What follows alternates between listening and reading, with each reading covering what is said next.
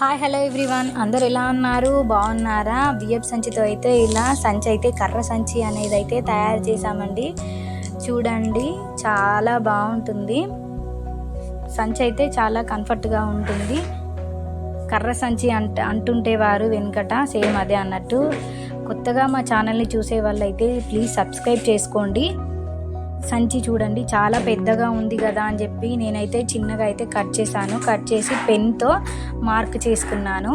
పెన్తో mark చేసుకున్నాక వీడియోలో చూపిస్తున్నట్టు కట్ చేయాలి. అటు ఇటు రెండు వైపులా కట్ చేసుకోవాలి. కట్ చేసుకున్న తర్వాత పైన మలిపి కుట్టాలి. సేమ్ వీడియోలో చూపిస్తున్నట్టయితే మలిపి కుట్టాలి. ఒక సైడ్ అయితే కుట్టడం అయితే అయిపోతుంది. చూడండి,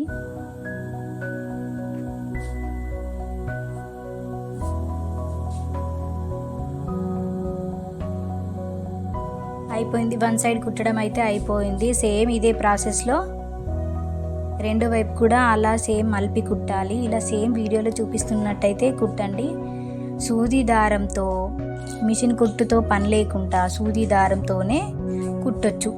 చాలా ఈజీ ప్రాసెస్లో. అయిపోయిన తర్వాత మధ్యలో ఒక హోల్ ఉంటుంది కుట్టినాక. ఆ హోల్లో ఒక చిన్న స్టిక్ అనేది పెట్టాలి వెయిట్ ఆపడానికి. కర్ర సంచి అంటే కర్ర ఉండాలి కదండి, మరి మధ్యలో ఆ హోల్లో ఇంకో దాంట్లో కూడా కర్ర అనేది యాడ్ చేయాలి. సో మధ్యలో ఒక డబ్బాకారమైన షేప్ అయితే కట్ చేయాలండి. చూడండి, వీడియోలో చూపిస్తున్నట్టయితే చేయాలి.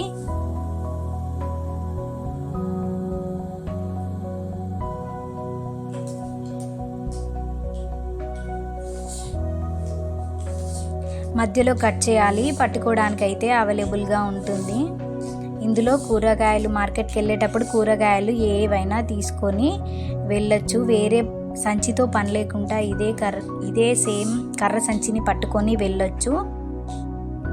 మీరైతే నా ఛానల్ని కొత్తగా చూసే వాళ్ళైతే ప్లీజ్ సబ్స్క్రైబ్ చేసుకోండి.